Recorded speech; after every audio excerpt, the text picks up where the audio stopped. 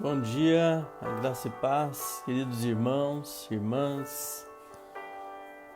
Mas este domingo, um domingo um pouquinho mais frio do que os anteriores, mas tão bonito quanto, né? Prazer estar aqui novamente com vocês para a nossa classe de escola dominical.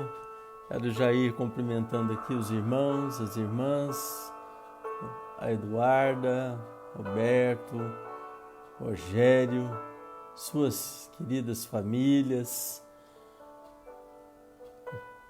Louvamos a Deus pela vida de vocês. Grande é o Senhor. Estou compartilhando aqui o nosso link. Bom dia, Anelise, querida, abençoada. Quero convidá-los a fazer o mesmo, né? Compartilhe também este link com os seus contatos, seus amigos, com sua família. Nira, Mariam, um bom dia na graça e na paz de nosso Senhor Jesus Cristo. Bom dia, Sueli. Bom dia, amados no Senhor. Loide também está aqui mandando um beijo, um abraço a cada um de vocês. Oi, Sueli, Selma, Dona Luzia, Sabrina, pessoal todo, pessoal querido, louvado é o nome do Senhor Jesus. Bom dia também, Leandro, querido, abençoado. Bom dia, Suelizinha. Vou fazer um pedido aqui para vocês, se vocês estão ouvindo bem, faz um aceno, faz um link, um like aí, por favor, para eu saber que vocês estão ouvindo bem. Tá certo, queridos? Vamos lá. Faz um sinalzinho para mim aí que vocês estão ouvindo bem. Legal, isso. Eu estou usando aqui o fone de ouvido, né? Para esse objetivo. Faz um link. Perfeito. Perfeito, queridos. Glória a Deus. Glória a Deus.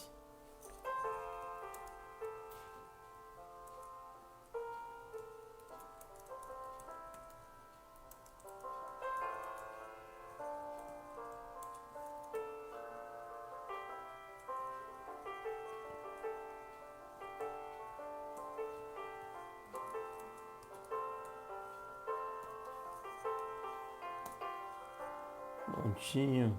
Muito bem, amados. Louvado é o Senhor.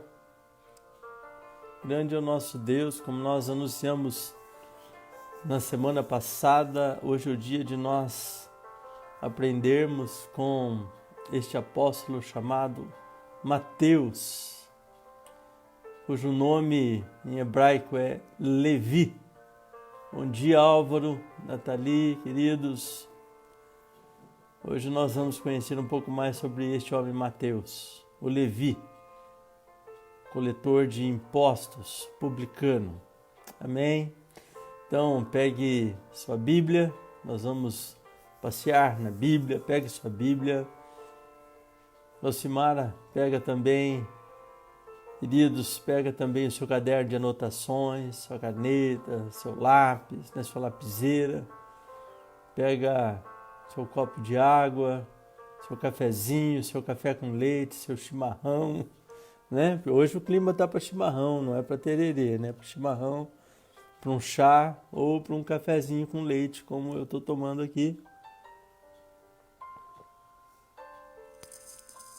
Tudo de bom, né? Tudo de bom, queridos. Graças a Deus. Graças a Deus. Quero convidar vocês para nós estarmos orando nesse momento, falando com Jesus. Jesus que está aqui, Jesus que está aí, Jesus que veio a nós, que nos conquistou com grande amor que Ele demonstrou ao entregar a si mesmo por nós, sendo nós ainda pecadores. Porque Ele não veio para os sãos, as Escrituras dizem que Ele veio para os perdidos, para pastorear as ovelhas perdidas. Ele veio para os que não eram, para torná-los, para fazer destes homens e mulheres de fé. Então vamos orar, né, Vilma, Valdir, queridos no Senhor, vamos orar. Pai, em nome do Senhor Jesus, eu quero te dar graças. Quero te dar graças, ó Deus, pelo cuidado com que o Senhor tem nos cercado, por este amor tão grande que o Senhor tem nos amado. Quero te dar graças pelo privilégio que temos de sermos contados entre os teus filhos e tuas filhas.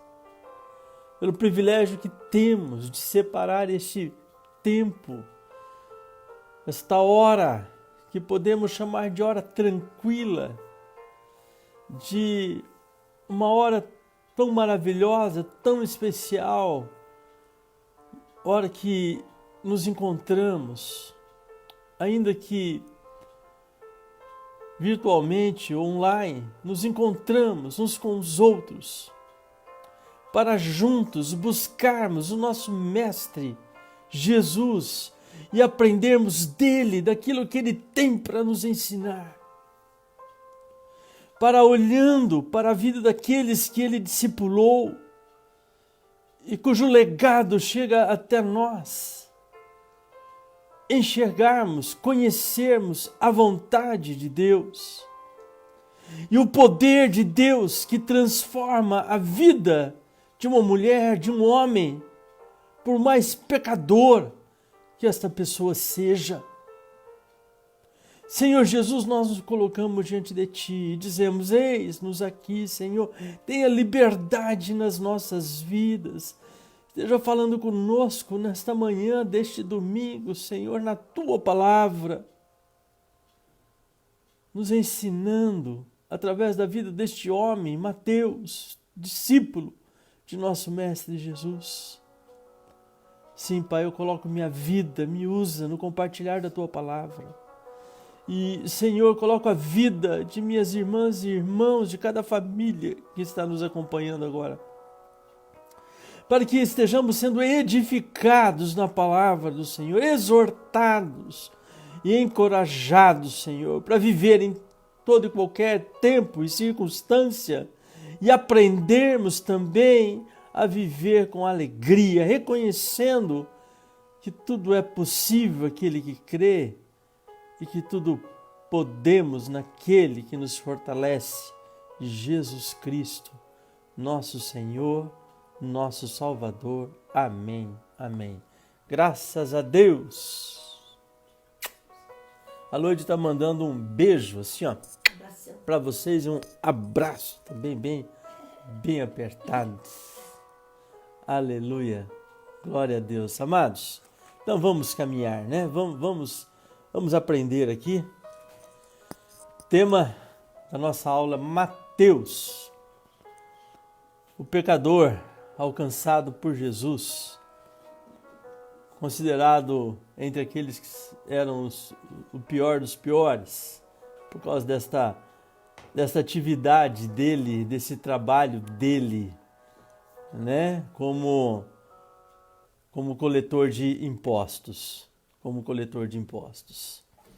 O texto base que nós vamos ler agora está no Evangelho do próprio Mateus, capítulo 9, o verso 9. Então, te convido já para abrir a sua Bíblia aí conosco, Evangelho de Mateus, capítulo 9, verso 9, que diz assim: partindo Jesus dali, viu um homem chamado Mateus sentado na coletoria e disse-lhe, segue-me. Ele se levantou e o seguiu. Esse texto também se encontra nos evangelhos de Lucas, no capítulo 5, verso 27. Eu vou ler agora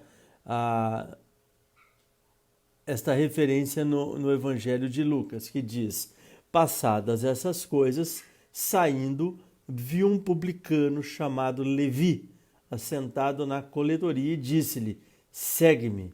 Ele se levantou e, deixando tudo, o seguiu. E no Evangelho de Marcos, também, no capítulo 2, verso 13 e 14. E aqui nós temos ainda mais alguns detalhes. E diz assim: de novo saiu Jesus para junto do mar, e toda a multidão vinha ao seu encontro, e ele os ensinava. Quando ia passando, viu a Levi, filho de Alfeu, sentado na coletoria, e disse-lhe: segue-me. Ele se levantou e o seguiu. Amém? Esses são os textos bases para o nosso estudo desta manhã. Como nós temos visto no estudo em relação aos apóstolos, um dos fatos que se destaca na vida de praticamente todos eles, a exceção é Judas Iscariotes, os demais apóstolos, portanto os 11, eles vinham daquela região, eles vinham da Galileia. Aquela região era uma região predominantemente rural e voltada à pescaria. Então, uma região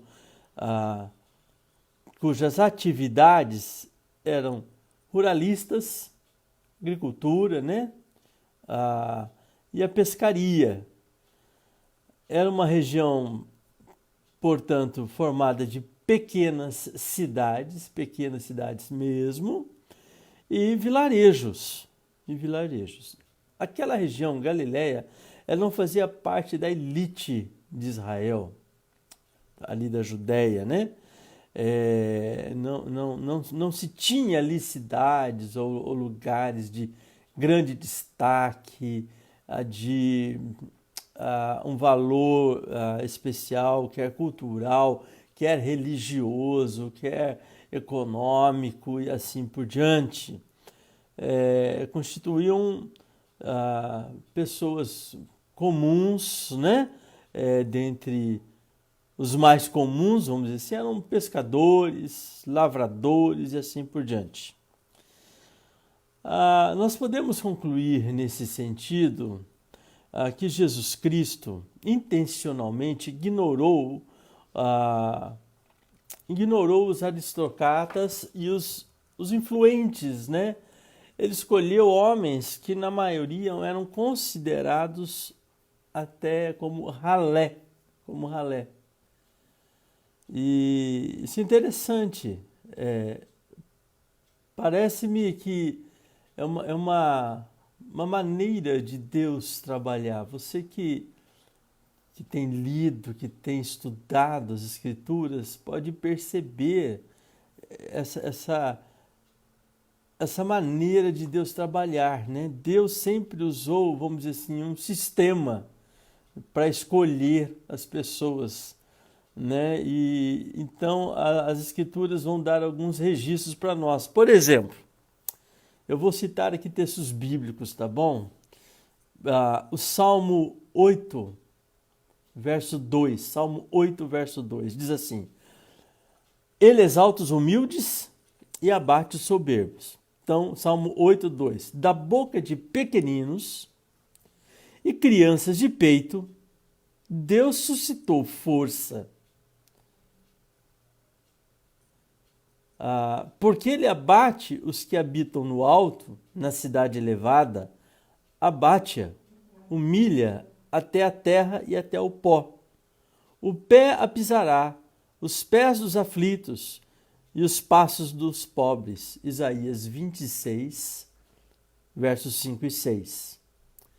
Agora, Sofonias, capítulo 3, verso 12. Deus fala a Israel assim, ó: deixarei no meio de ti um povo modesto e humilde, que confia em o nome do Senhor. Ezequiel, capítulo 21, verso 26. Assim diz o Senhor Deus: tira o diadema e remove a coroa. O que já não será o mesmo, será exaltado o humilde e abatido o soberbo. E assim também no Novo Testamento nós vamos ver registros parecidos, quando a palavra diz que Deus exalta os humildes, né? E que Deus trata com rigor o soberbo, o orgulhoso. quando diz: humilhai-vos diante da poderosa mão de Deus, e Ele vos exaltará. Todo aquele que se humilhar será exaltado. Então, é uma lógica essa maneira de Deus trabalhar. Nós vamos ver isso, inclusive, na escolha de muitos líderes religiosos, né? Num período de um preconceito e de uma discriminação muito grande em relação à mulher, nós vamos encontrar no livro de Juízes uma juíza, né? Uma mulher que estará liderando o povo de Israel nas batalhas, nas lutas, naquele tempo de enfrentamento, de dificuldades, que é a juíza Débora, um exemplo de uma mulher à frente do povo. Para Israel isso seria um absurdo, naquela época principalmente. Nós vamos ver aí o Jacó ao invés do Esaú, né? Jacó se tornando o patriarca líder, ao invés de Esaú, que era o seu irmão mais velho, o primogênito, portanto, aquele que teria o direito de fazer isso. Mas Deus vai usar a Jacó, vai pegar aquele que era um enganador, né? Podemos dizer assim, me permita essa expressão, um safado, aquele que usurpou o direito do irmão e muitas coisas, né? Que enganou pai, enganou irmão, enganou sogro, enganou os cunhados, né? Enganava as pessoas. Deus vai transformar esse homem. Deus age assim, queridos. E Deus faz isso em relação a este momento na história em que Jesus é levantado e Jesus então vai separar homens para que deem a continuidade à sua missão. Jesus vai escolher discípulos, e boa e grande parte dos seus discípulos são pessoas muito comuns, pessoas também sem expressão, sem uma maior representatividade na sociedade, né? Como a gente disse, com exceção talvez de Judas Iscariotes. E aqui você tem o Mateus, um publicano, um coletor, e a gente já vai estar falando sobre isso. Mas antes de chegar nesse ponto, a gente precisa fazer algumas perguntas.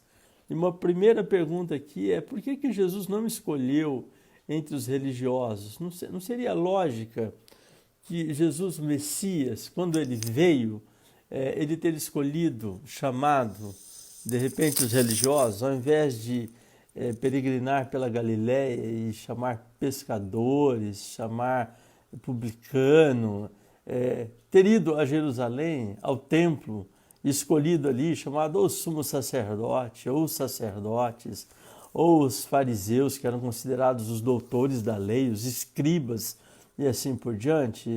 De repente, essa seria a lógica, ele chamar os religiosos, os líderes, inclusive, do governo, né, e até o palácio, chamar o rei, né, alguma coisa assim.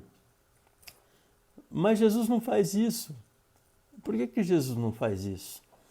A impressão que eu tenho, e eu acredito que o Evangelho de Lucas, no capítulo 4, versos 28 e 29, poderão nos dar uma dica nesse sentido. O Evangelho de Lucas, capítulo 4, versos 28 e 29, estou abrindo a Bíblia aqui para ler com os irmãos, com as irmãs.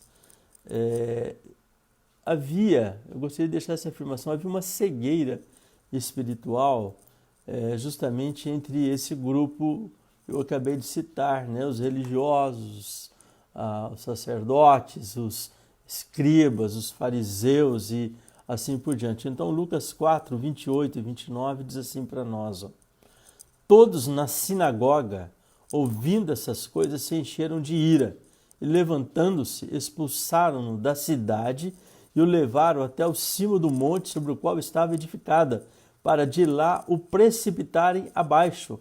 Porém, Jesus, passando por entre eles, retirou-se. Aqui o motivo. Os religiosos, na época, ouvindo a pregação de Jesus, mesmo vendo os milagres que Jesus estava realizando, as curas, as libertações, né? Qual que é a atitude desses religiosos, qual é a atitude desses homens, né? Dos escribas, dos fariseus e de tantos outros, era justamente a de se levantarem contra Jesus e não a favor de Jesus. Olha só, a religião oficial, né? Os líderes políticos, as autoridades judaicas, elas se posicionaram contrário ao Filho de Deus. Eles que deveriam ter o entendimento, o discernimento para receber, para acolher Jesus, estavam espiritualmente cegos, surdos, né? Não souberam ouvir a pregação do Evangelho e tampouco enxergar a glória de Deus que estava sendo revelada na vida do seu Filho de Jesus Cristo. Vale lembrar o Evangelho de João, capítulo 1, verso 11, ele veio para os seus, mas os seus não o receberam. Então, a resposta a essa primeira pergunta é justamente essa, porque eles encararam Jesus como um inimigo, como um adversário, e desde o começo, desde a primeira vez que Jesus pregou em público, eles procuraram matá-lo, né? Esta a atitude, e é isso que nós vimos nesse texto que acabamos de ler em Lucas 4, 28 a 29. Portanto, o que Jesus faz? Jesus, na hora de selecionar os apóstolos, não nos admira de que ele ignorou a elite religiosa e, em vez disso, escolheu homens simples, de fé, pelos padrões humanos, absolutamente comuns. Mas, mais uma vez, vale nós lembrarmos aqui que Deus, Ele não vê a aparência, Ele vê o coração. Deus está olhando para o coração, mais do que a aparência, né? Nós precisamos, portanto, nos achegar a Deus, dar o nosso coração a Deus. Provérbios diz assim para nós: filho meu, me dá o teu coração e os teus olhos se agradem dos meus caminhos. Provérbios, se eu estou bem lembrado, capítulo 23, verso 26. Então que nós, filhos de Deus, possamos continuadamente, diariamente, trazer o nosso coração para o Senhor. O que eu e você podemos estar sempre entregando e levando às mãos do Senhor? É o nosso coração, né? Olha que interessante, né? Nos evangelhos também, em momento algum, nós vemos a negação em relação à realidade dos milagres de Jesus. Esses líderes religiosos, né? E os fariseus, os escribas e outros, eles não negavam os milagres de Jesus. Muitas vezes questionavam os milagres de Jesus no sentido de afrontá-lo, mas não no sentido de negar os milagres de Jesus.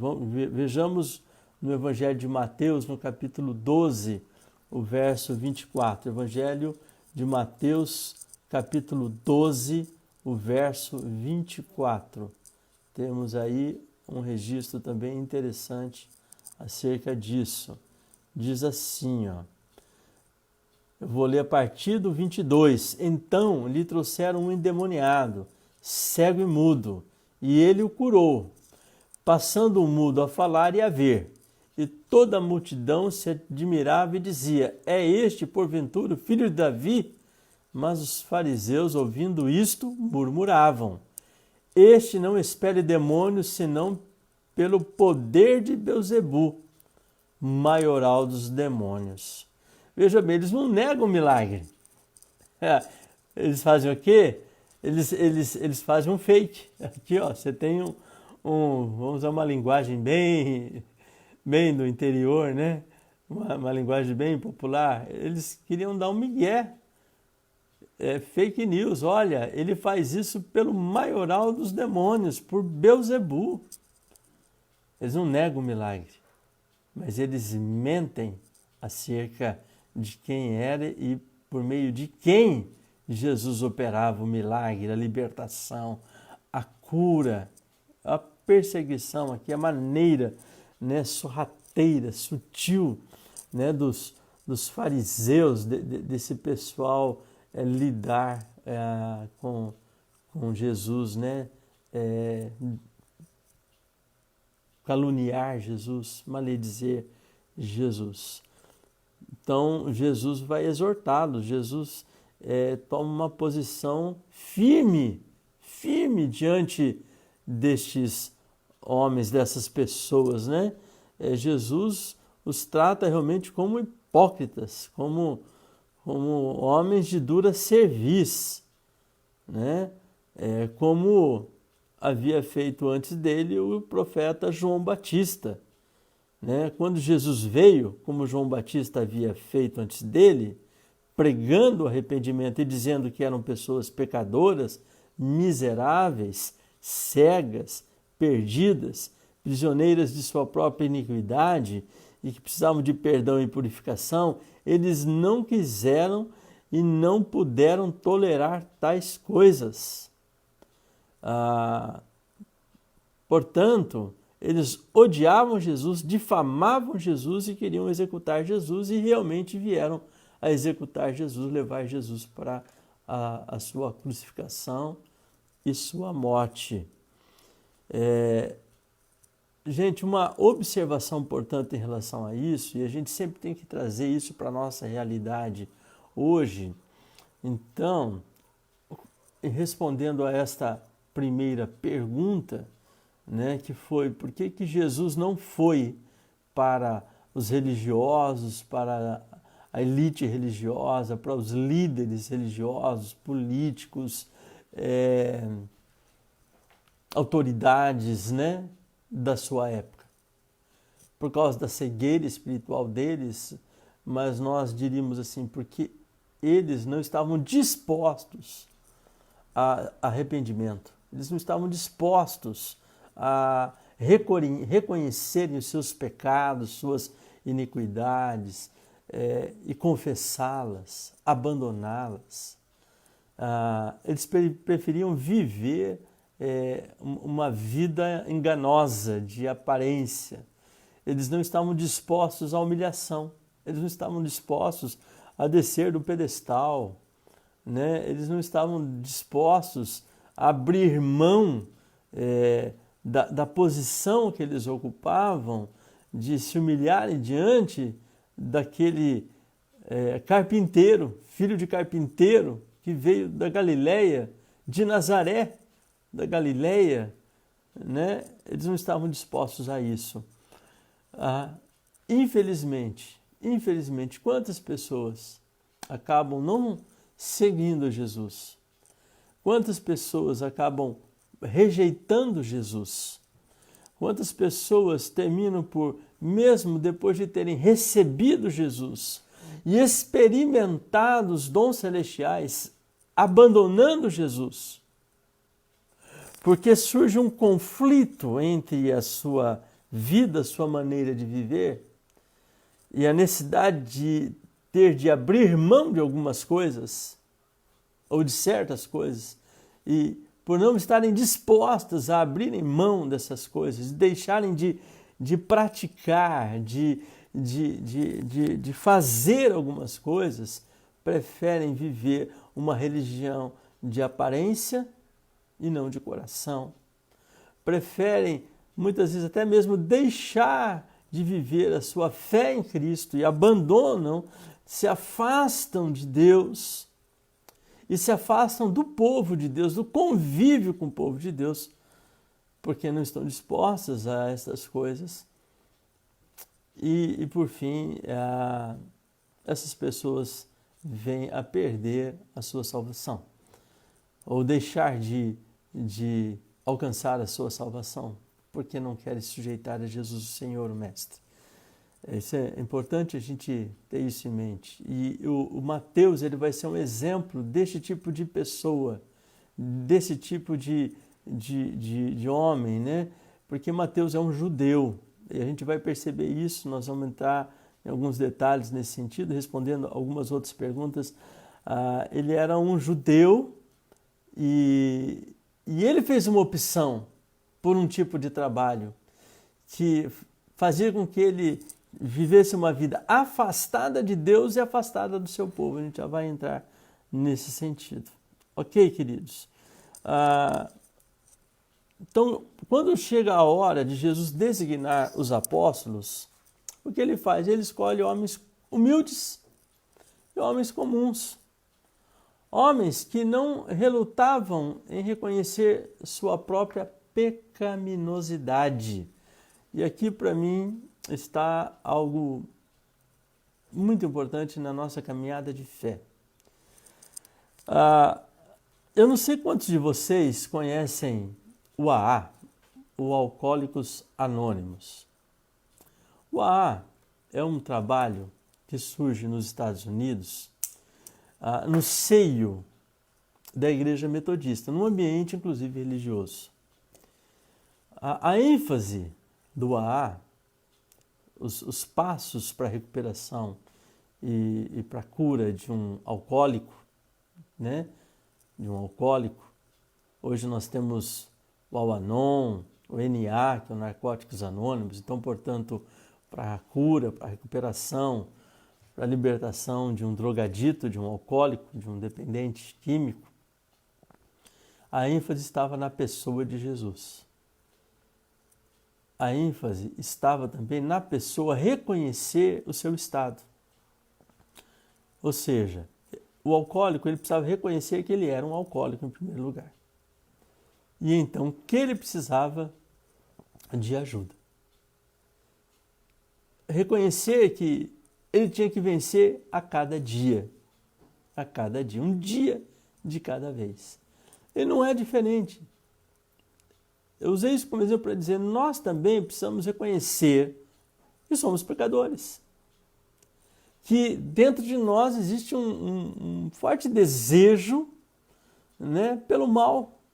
Um mau desejo tentando o nosso coração para o pecado.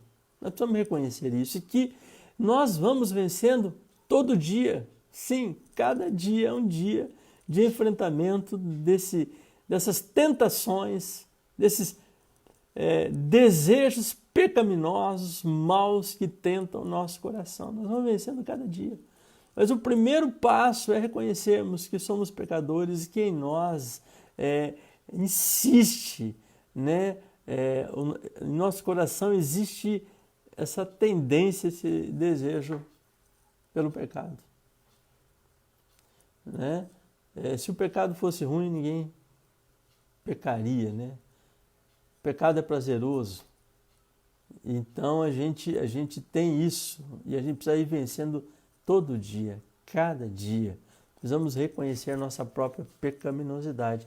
E essas pessoas que Jesus chamou para fazer parte do seu corpo de discípulos, ou seja, dessa igreja em formação, desta agência missionária, né? Desse rebanho, eram formados de pessoas que reconheciam quem elas eram e a necessidade que elas tinham de uma mudança, de uma transformação nas suas vidas, que reconheciam, eu sou doente, preciso de cura. Eu estou perdido, preciso de alguém que me ache e me guie, que dê direção para a minha vida. Eu estou vivendo uma vida sem sentido, sem significado, e eu preciso de alguém que traga realmente significado, sentido para a minha vida. Foi esse tipo de pessoas que Jesus chamou, das quais eu me encontro entre elas hoje, você acredita também. Pecadores arrependidos, pecadores que reconhecem o seu estado pecaminoso e que sabem que não tem como fazer a justiça, se auto-justificar. É Jesus Cristo quem nos justifica diante de Deus, nosso Pai. Glória a Deus por isso, como Paulo registra bem em Romanos, no capítulo 7, último versículo, e capítulo 8, primeiro versículo. eu vou ler aqui esses 2 versículos, né?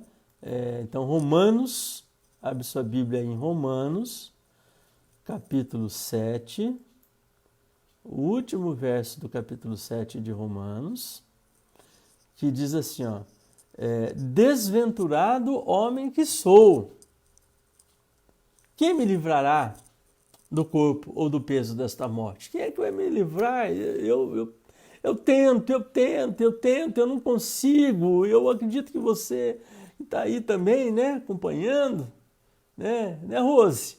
Né, Anne? Né? Você tenta algumas coisas, você tenta, também não consegue. Quem vai nos livrar? Desventurada a pessoa que eu sou, né? Aí o apóstolo Paulo continua, graças a Deus por Jesus Cristo, nosso Senhor, de maneira que eu, de mim mesmo, com a mente, sou escravo da lei de Deus, mas segundo a carne, da lei do pecado. E aí ele continua no capítulo 8, no verso 1, dizendo assim, olha que palavra, recebe essa palavra. Agora, pois, já nenhuma condenação há para os que estão em Cristo Jesus.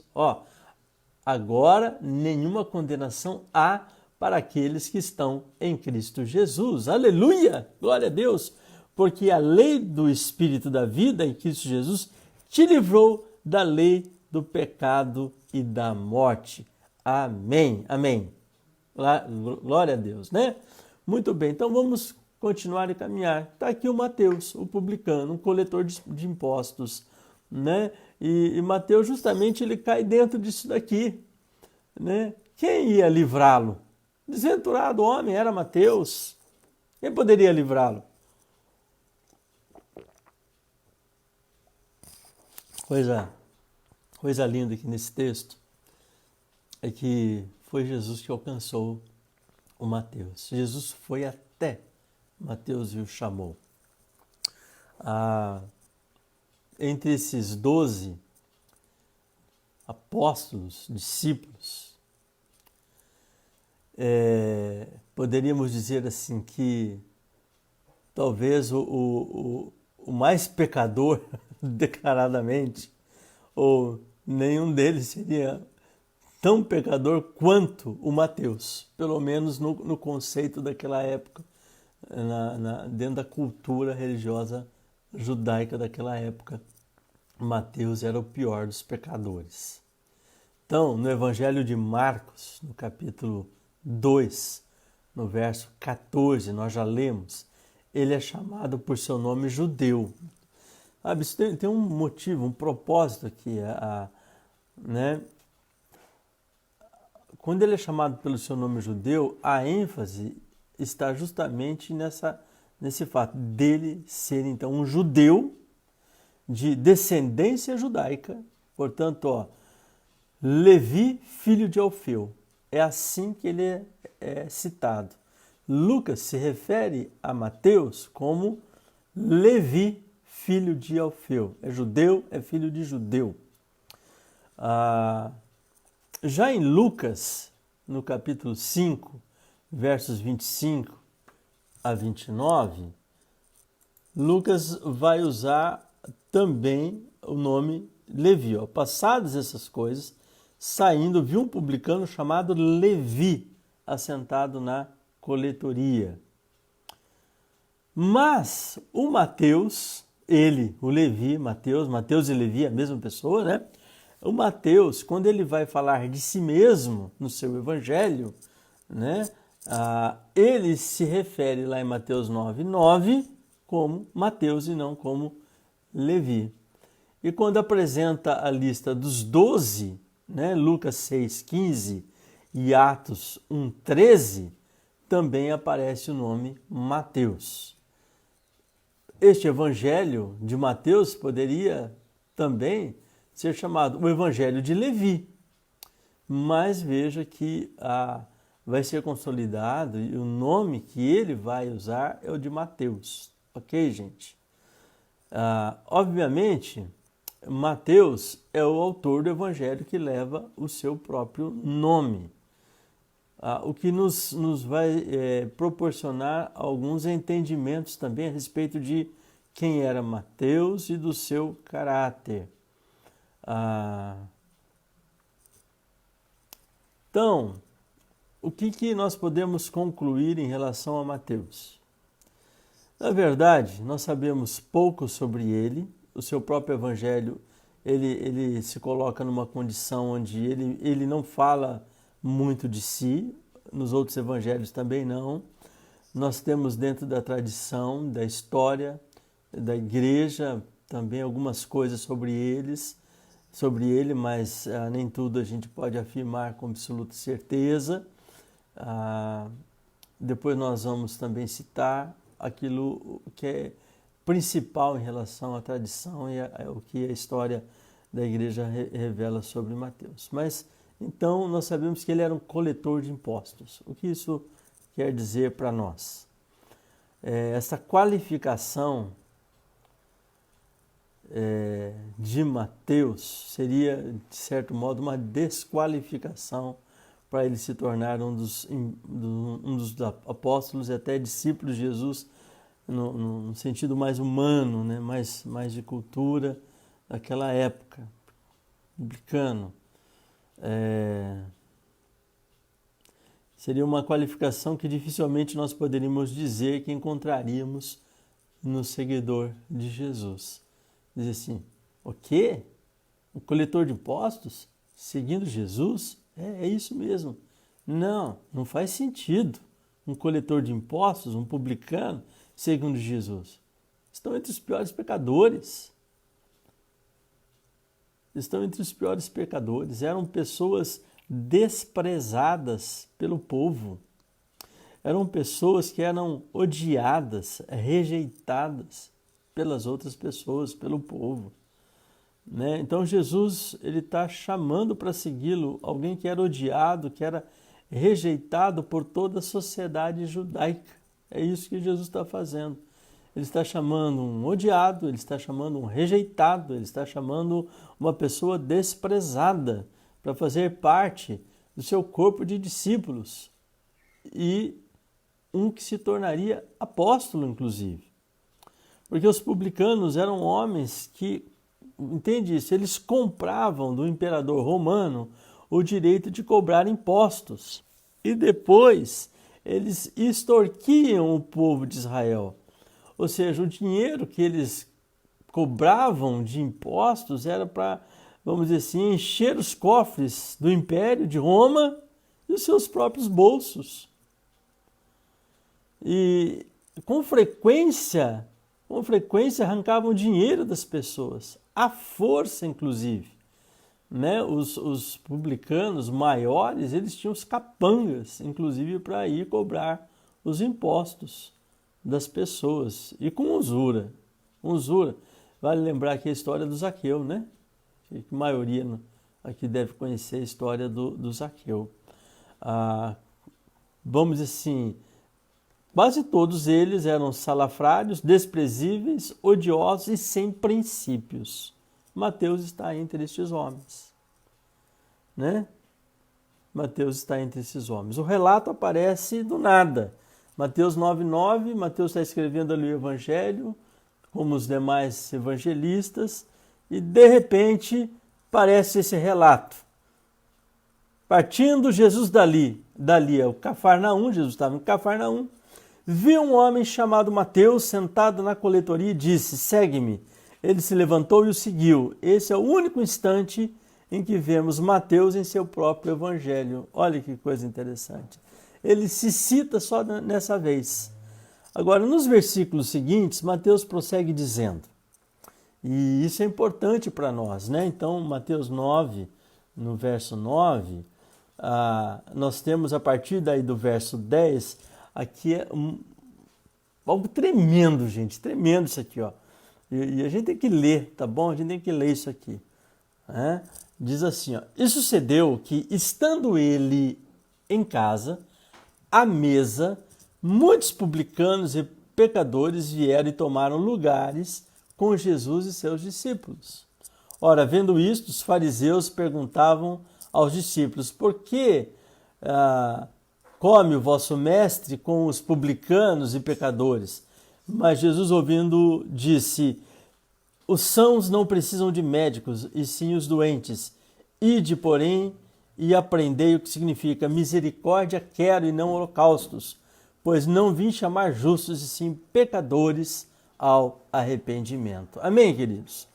Então, aqui nós temos registrado o chamado deste homem, de Mateus, e vemos a atitude de Mateus também, né? Como que Mateus reage ao seu chamado, né?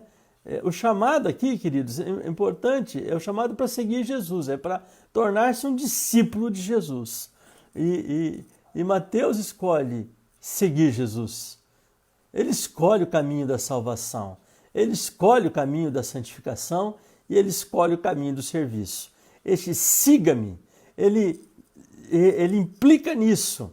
Quando Jesus está dizendo para você e para mim, siga-me, Jesus está dizendo para nós assim: eu quero te salvar, venha ser salvo. Eu quero te santificar, venha te santificar. E eu quero você como um cooperador, venha servir. Salvação, santificação e serviço. Siga-me, porque eu tenho salvação para você. Siga-me, porque eu vou te fazer limpo, eu vou te santificar. Siga-me, porque eu vou te fazer um companheiro meu de missão, para que você possa servir comigo. Amém, queridos? Então, esse texto fala para nós a atitude de Mateus após ele receber Jesus, após ser encontrado por Jesus, ser acolhido por Jesus e se entregar, né, se render absolutamente a Jesus. Porque a entrega de Mateus foi uma entrega absoluta, real. Sim, porque a partir do momento que ele deixou a coletoria, ele não poderia mais voltar. Você entende isso? Não tinha volta, não tinha volta.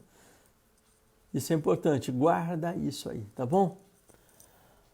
O primeiro impulso, portanto, de Mateus, ao passar a seguir Jesus, foi levar os seus amigos mais próximos e apresentá-lo para o Salvador. Ou seja, ele já de cara começa a evangelizar os seus amigos. E eu sei que talvez não foi diferente com você. Foi assim comigo, quando eu tive a minha experiência de conversão, de salvação, quando eu deixei de ser um religioso, né? Porque eu era um religioso, eu cresci frequentando a igreja, né? Eu vi que entrou aqui, não sei se ainda está nos acompanhando, o Valdir Fontec. O Valdir, nós crescemos juntos na Igreja Metodista Central, lá em Londrina. Ele, o irmão dele, família, né? E eu cresci ali, frequentando a Igreja Metodista Central em Londrina. Houve uma época que, por necessidade, nós frequentamos uma outra igreja próxima à nossa casa. Eu vou me entregar aqui para vocês, viu? O meu batismo, quando criança, quando neném, recém-nascido, aconteceu na Igreja Presbiteriana do Brasil, na Vila Casone, lá em Londrina. Aliás, Vila Nova, lá em Londrina, bairro Vila Nova, em Londrina. Quem me batizou foi o pastor Hélio, né? Então, assim, eu tive um período e boa parte da minha infância que aconteceu na Igreja Presbiteriana. E depois, então, meus avós retornaram para a Igreja Metodista e me levaram junto. E ali eu tive uma experiência de conversão. Cresci ali, mas eu era um frequentador de igreja. Mas foi tão importante ser um frequentador de igreja, ser arrastado pelo vovô e vovó para a escola dominical, aprender tudo que eu aprendi.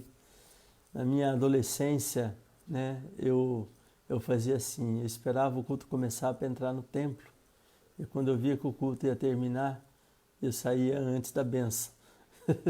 Eu perdi a bênção que está no início e a bênção que estava no fim. Eu e uma turminha de amigos, por isso que eu fiz referência ao Valdir. O Valdir era, acho que, mais comportado que eu. Não era assim, não. Ele entrava antes, acho que saía depois, né? Esperava o culto terminar. Ah, mas depois que eu me converti, queridos, eu mudei, isso mudou, foi uma coisa que radicalmente mudou. Antes do culto começar, eu já estava. Antes da escola começar, eu já estava. Não precisava mais ir arrastado. Antes o vovô e a vovó que insistiam para eu ir com eles para o culto, para a escola dominical, né? E tinham que praticamente me levar arrastado. Isso mudou. Eu acordava antes, ou chegava antes. Vamos, vó. E quando eles diziam assim, nós fomos de manhã, hoje à noite nós não vamos, aí eu quem ficava bravo.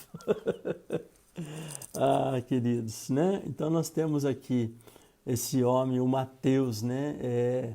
Agora convertido, seguidor de Jesus, a primeira coisa que ele faz é chamar os amigos dele e apresentar Jesus para os seus amigos. Eu vou dar uma corridinha aqui por causa do horário, né? A gente fica tranquilo e a gente tem tanta coisa boa aqui que a gente tem que aprender com Mateus, né?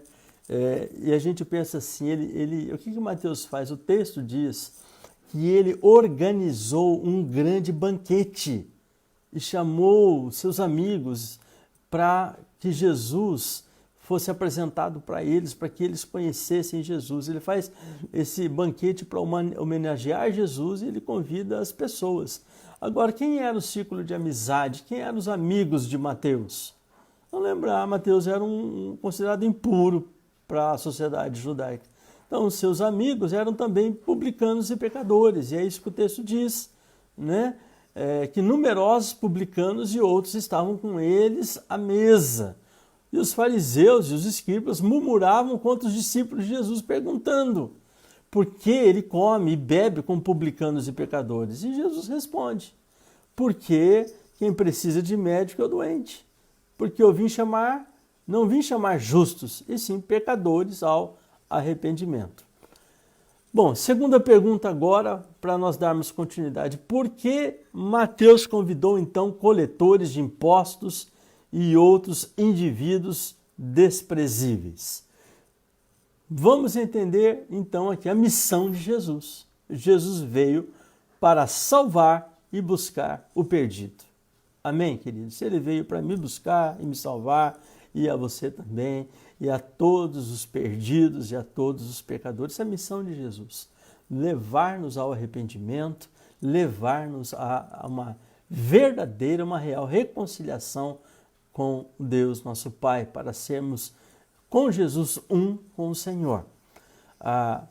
Por que Mateus convidou coletores de impostos e outros indivíduos desprezíveis? Porque era o ciclo de relacionamento e de amizade deles. Então, o que nós vamos aprender com isso? Que eu e você também precisamos, devemos, né, também envolver e trazer o nosso círculo de amigos, de relacionamento para conhecer Jesus. Nós precisamos apresentá-los a Jesus. Apresentar os nossos familiares a Jesus é o que André faz levando Pedro, seu irmão, até Jesus. Levar os nossos amigos mais chegados, é o que a gente aprendeu, que Felipe faz apresentando Natanael. E é o que a gente aprende agora com Mateus. Mateus vai levar o seu ciclo de amizade e relacionamento para Jesus. Né? E aqui a gente aprende que Jesus não discrimina essas pessoas, muito pelo contrário. Não, ele é pecador, não vou almoçar com ele, não vou jantar com ele. Gente, algo importante é que Jesus não estava se tornando um associado de pecadores nos seus pecados. Ok? Ele não estava consentindo com isso, muito pelo contrário. Né? O que mais que a gente pode aprender em relação a isso? Lá no Evangelho de Mateus, no capítulo 21, no verso 32, diz assim, Mateus 21, 32. Porque João veio a vós outros no caminho da justiça e não acreditastes nele, ao passo que publicanos e meretrizes creram. Vós, porém, mesmo vendo isto, não vos arrependestes, afinal, para acreditardes nele. Gente, isso aqui é forte, hein?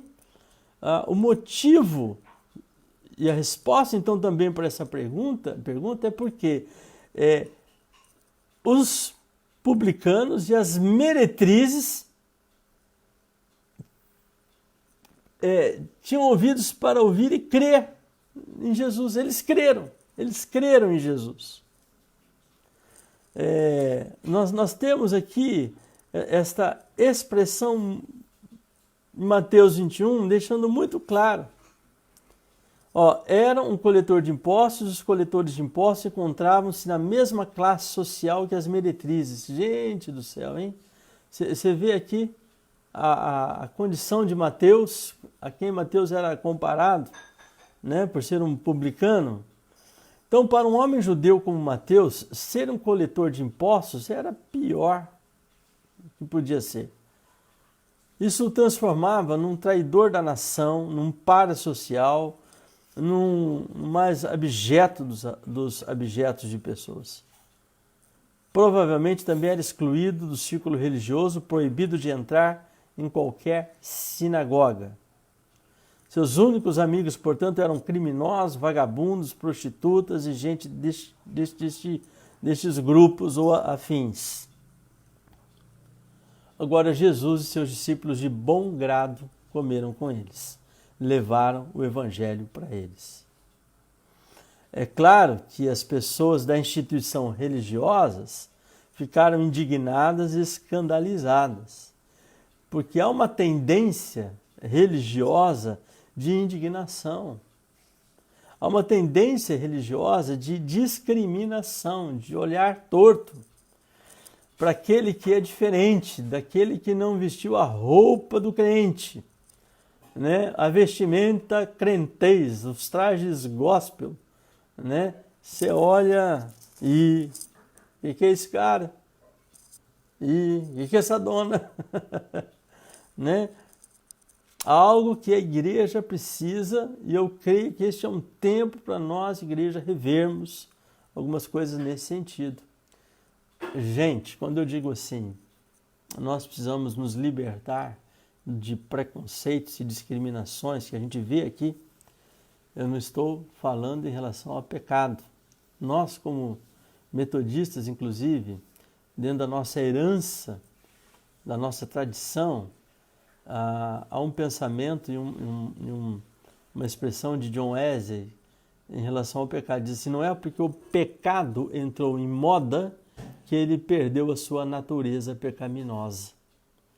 Nós não nos associamos com o pecado. Jesus também não se associou com o pecado, mas ele acolheu o pecador para libertá-lo do seu pecado. Ele acolheu o endemoniado para libertá-lo dos seus demônios. Ele acolheu o doente para curá-lo das suas doenças e enfermidades. Vamos ler ali no Evangelho de Mateus, no capítulo 4, final do capítulo 4 do Evangelho de Mateus, sobre isso. Eu creio que é importante porque isso nos ajuda a entender como Mateus pensava, né? O capítulo 4, verso 18, fala inclusive da vocação dos discípulos e depois fala da missão e do ministério de Jesus. Então, Evangelho de Mateus, capítulo 4, verso 23, é um texto assim tremendo, que diz, percorria Jesus toda a Galileia, ensinando nas sinagogas. Está falando do ministério de Jesus. Ele, mestre, ensinava. E aqui nós temos esta ordem, né? Ensino.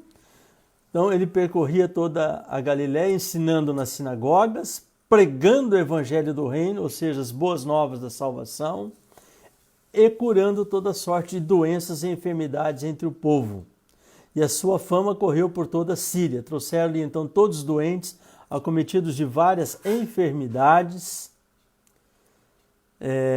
e tormentos, endemoniados, lunáticos e paralíticos. E ele os curou. E da Galiléia, Decápolis, Jerusalém, Judéia e da além do Jordão, numerosas multidões o seguiam. Amém, gente? Que isso aqui fique bem claro para nós. Então, respondendo essa pergunta, por quê? Porque as pessoas elas tinham um coração predispostos a crer e a obedecer. E Jesus, então, ele não ensina os seus discípulos a não discriminar os outros, mas chamar o pecador ao arrependimento. Ou seja, o motivo de não ter chamado outras pessoas também está no fato de que os religiosos, de que os escribas, os fariseus, esse pessoal, eles viviam uma fé fingida, uma fé de aparência, uma fé hipócrita. Não havia nada que ele pudesse fazer pela elite religiosa enquanto seus membros teimassem, insistissem em manter suas aparências piedosas e dissimuladas. Ok, gente? São 11 horas e eu acredito que dá para a gente concluir com mais 10 minutinhos, tá bom? Vamos fazer assim, né? Mateus, ele estava entre aqueles e os seus amigos, aquelas pessoas dispostas a confessar seus pecados, serem perdoadas e alcançarem a redenção, serem redimidas dos seus pecados. Então, alguns textos em relação a isso. E é interessante isso. Interessante observar que 3 coletores de impostos são mencionados especialmente nos evangelhos. E cada um deles encontrou perdão. Gente, missão de Jesus, o ministério de Jesus é o ministério do perdão, é o ministério da reconciliação. Não tem como eu e você sermos crentes em Jesus sem o perdão, sem experimentarmos perdão e sem termos a atitude perdoadora em relação ao nosso próximo. Perdão, queridos, perdão, arrependimento e perdão. Guarda isso. Nós somos carentes de perdão e o Senhor veio nos perdoar para nos transformar. Perdão traz cura. E nós nos tornamos também ministros do Evangelho do perdão para aqueles que se arrependem. Amém, queridos? Mais bem-aventurado, né, do que isso. Coisa tremenda, abençoada. Esse privilégio que nós temos de, como nosso Senhor Jesus também, de perdoar aqueles que nos ofendem, que têm uma dívida conosco. Queridos, se Deus nos perdoou os nossos pecados, que não são poucos, quem somos nós para não perdoarmos o pecado do nosso próximo, do nosso semelhante? Não carregue ofensa no teu coração, não carregue amargura, ressentimentos. Perdão, queridos. Então está aqui o publicano, né? No Evangelho de Lucas, no capítulo 19, verso 2 a 10, está a história do Zaqueu, de um publicano que sobe num pé de sicômoro para enxergar Jesus passar, e Jesus o vê, o identifica e disse: desce daí, Zaqueu, porque me convém estar na tua casa hoje. Zaqueu também vai servir um banquete para Jesus, levar ali os seus amigos, para que eles conheçam Jesus, o Senhor, o Salvador, também possam achar perdão, cura, transformação para as suas vidas. A vida de Zaqueu muda, ele corrige, ele restitui, né, aqueles a quem ele havia defraudado, ele diz isso. Nós temos também no Lucas capítulo 15, verso 1, Jesus, nessa relação com os publicanos e pecadores, diz assim: aproximavam-se de Jesus todos os publicanos e pecadores para o ouvir. Esse povo, ele vai até Jesus, eles não têm barreira para ir até Jesus. No Evangelho de Lucas, capítulo 7, 29, depois que Jesus elogiou o ministério de João Batista, diz assim: todo o povo que o ouviu e até os publicanos reconheceram a justiça de Deus, tendo sido batizados com o batismo de João. Jesus admoestou, portanto, os líderes religiosos com as seguintes palavras: gente, isso é pesado. Em verdade vos digo que publicanos e meretrizes, publicanos e meretrizes vos precedem no reino de Deus, porque João veio a vós outros no caminho da justiça, e não acreditastes nele, ao passo que publicanos e meretrizes creram. Vós, porém, mesmo vendo isto, não vos arrependestes, afinal, para acreditardes nele. que a gente já leu, Mateus 21, 31 e 32. Então a parábola do fariseu e do publicano também, no Evangelho de Lucas, no capítulo 18, versos 10 até 14, que nos ensinam sobre a obediência, né? Nos ensinam muito sobre a nossa fé. Talvez essa parábola tenha até sido baseada em algum acontecimento real. Eu vou ler aqui rapidamente essa parábola para vocês. 2 homens subiram ao templo com o propósito de orar, um fariseu e outro publicano. O fariseu, posto em pé, orava para si mesmo desta forma: ó Deus, graças te dou, porque não sou como os demais homens, roubadores, injustos e adúlteros, nem ainda como este publicano. Jejuo 2 vezes por semana e dou o dízimo de tudo que ganho. O publicano, estando em pé, longe, não ousava nem ainda levantar os olhos ao céu, mas batia no peito, dizendo: ó Deus, sê propício a mim, pecador.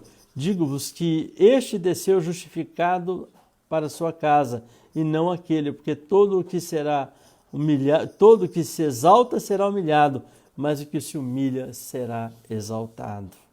Observe que o publicano ficou longe e era preciso que o fizesse, porque não tinha permissão para ir além do pátio dos gentios no templo. O pátio dos gentios era um lugar reservado no templo para os não-judeus, e era ali que o publicano tinha que ficar, ele não podia passar dali, porque ele é considerado como um gentil por causa da sua atividade, né? E daquilo que ele fazia nesta atividade, queridos. Então, concluindo, gente, haviam 2 tipos de coletores de impostos: os gabai e os moques. Os gabai e os moques. Os gabai eram os coletores de impostos gerais. Coletavam impostos sobre propriedades, rendas e o imposto censário que todo adulto devia pagar. Lembra que Jesus foi lembrado do imposto, e ele diz: dai a César o que é de César e a Deus o que é de Deus, né? E vai tirar ali a moeda do peixe. Então você tem 2 tipos de coletores de impostos. Os gabai, estes eram considerados os coletores de um alto nível. Portanto, nesse ambiente dos gabai não havia praticamente corrupção. Se havia corrupção, era pouca. Já os moques, porém, eram coletores sobre importações, exportações, comércio interno, sobre praticamente tudo que era transportado nas estradas. Colocavam cabines de pedágio nas estradas e pontes, taxavam animais de carga, eixos dos carros de transporte. Não está lembrando de nada nesse momento não, né? Cobravam ainda tarifas sobre encomendas, cartas e tudo que conseguisse taxar. Suas tributações eram com frequência arbitrárias e injustificadas. E havia também 2 tipos de moques: os grandes moques e os pequenos moques. Os grandes moques ficavam nos bastidores e contratavam outros para arrecadarem os impostos para eles. O Zaqueu era um grande moque, né? Esses não apareciam, eles ficavam tranquilos, correto? Tanto que quando se refere ali em Zaqueu, Lucas 19:2, diz que Zaqueu ele era um dos maiorais, ou lá diz maioral dos publicanos, era um grande moque. Mateus, evidentemente, era um pequeno moque, pois trabalhava numa coletoria onde tratava diretamente com o público. Ele era aquele que as pessoas viam e do qual mais se ressentiam. Era o pior dentre os piores. E isso, então, vai nos ajudar a entender por que o Mateus estava afastado do seu povo e do seu Deus. Isso é porque ele vivia uma vida pecaminosa. É isso que o pecado faz. O pecado nos afasta de Deus, o pecado nos afasta das pessoas. O pecado nos leva a um certo isolamento ou a busca de um relacionamento com os outros pecadores, óbvio, né? pecado atrai pecado. Então a gente vai andar com quem está pecando. Então, quando Jesus é escolhido por Jesus, quando Mateus é escolhido por Jesus, quando ele ouve de Jesus, segue-me, ele deve ter ficado assim, admirado, deve ter ficado estranhado, né, estupefado, não entendo, né? Não entendo, Jesus está me escolhendo, eu mesmo? É aquela história assim, é comigo? Está falando comigo? Sou eu mesmo? Tem certeza? Você não sabe? Eu estou aqui na coletoria, eu sou um pior dos publicanos. Eu estou na ralé, vamos dizer assim. Né? Mas de acordo com o relato do próprio Mateus, Jesus o viu sentado na coletoria e disse, segue-me. Imediatamente, sem qualquer hesitação, Mateus se levantou e seguiu. Ele abandonou a coletoria, deixou sua cabine de pedágio e renunciou sua profissão amaldiçoada para sempre. Uma vez tomada a decisão, era irreversível, irrevogável, não tinha como mais voltar atrás.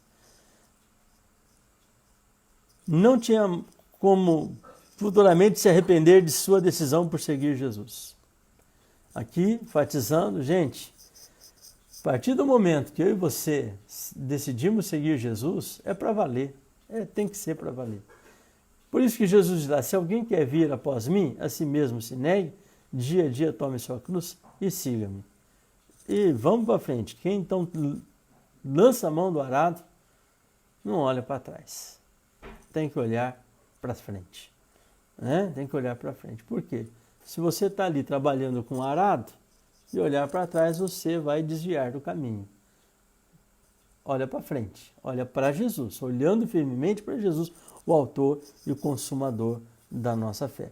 E de fato, Mateus, né, ele em momento algum se arrependeu da sua decisão em seguir Jesus. E a terceira e a última pergunta: o que havia dentro de um homem como Mateus que o fez largar tudo daquela forma? O que havia dentro de um homem como Mateus que fez com que ele largasse tudo daquela forma? Muito bem. Podemos dizer assim que Mateus, ainda que separado do povo, tendo que viver afastado do povo e afastado da prática religiosa, da religião ali e de Deus. Sim, Mateus provavelmente foi um homem autodidata, um profundo conhecedor das Escrituras Sagradas.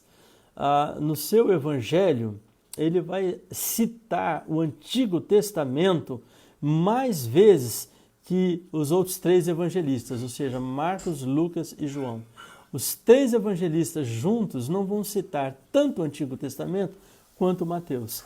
Tanto que nós consideramos que o evangelho de Mateus é o evangelho voltado para os judeus, é o evangelho do reino de Deus, é o evangelho para os judeus. Ele amava e conhecia o Antigo Testamento. Ele era um homem faminto das Escrituras Sagradas, de uma espiritualidade. Obviamente, Deus o estava buscando e chamando para perto de si, e aquele chamado era irresistível, ele não teve como resistir àquele chamado. Então, sabemos que ele conhecia muito bem o Antigo Testamento, e ele era um faminto pelas Escrituras, pela palavra de Deus. Ele acreditava, portanto, no verdadeiro Deus. Olha só, ele acreditava no verdadeiro Deus, mas ainda não conhecia de fato a Deus. Ele só veio a conhecer de fato através de Jesus, porque quem vem a Jesus vem ao Pai, quem vê a Jesus vê o Pai, né? Ele compreendia as promessas sobre o Messias. É bem provável que ele também ouvisse falar o tempo todo daquele homem que estava fazendo milagres, curando as enfermidades e expulsando o demônio das pessoas, porque por trabalhar numa coletoria, estar ali no acesso, no ir, no vir das pessoas, ele ouviu. Então ele tem esse chamado, ele é chamado então também a fazer parte dos 12, ele entra na lista dos 12, né? Não só a salvação, mas também ao ministério apostólico. Então, quando Jesus aparece e pede a Mateus que o seguisse, sua fé era suficiente para que ele deixasse tudo e fosse com o Mestre. Sua fé é indicada claramente não apenas pelo modo imediato, como respondeu ao chamado, mas também pelo que ele fez depois. que foi de preparar, né, aquele banquete evangelístico em sua casa. Mateus se tornou um evangelista. Então, eu vou ler aqui a conclusão para os irmãos e irmãs, para a gente estar orando, e hoje então a gente encerra sobre Mateus. É lógico que tem mais coisas, desafio você a ler o evangelho escrito por ele, para que assim também possamos conhecê-lo melhor.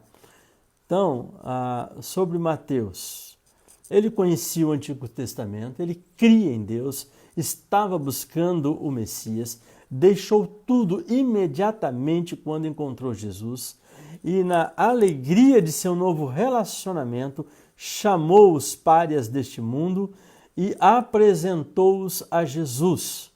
Tornou-se um homem de humilde atitude e de uma humildade silenciosa, que amava os excluídos e os incluía, e não dava lugar à hipocrisia religiosa.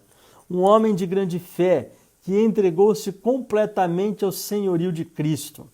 Mateus é uma lembrança vívida de que o Senhor, com frequência, escolhe, portanto, pessoas mais desprezíveis deste mundo, redimindo-as, salvando-as, curando-as, libertando-as, dando-lhes um novo coração, uma nova vida, colocando nelas o seu espírito e usando-as de forma extraordinária, admirável, né? Você e eu, Deus nos usa assim, é isso que Deus faz conosco.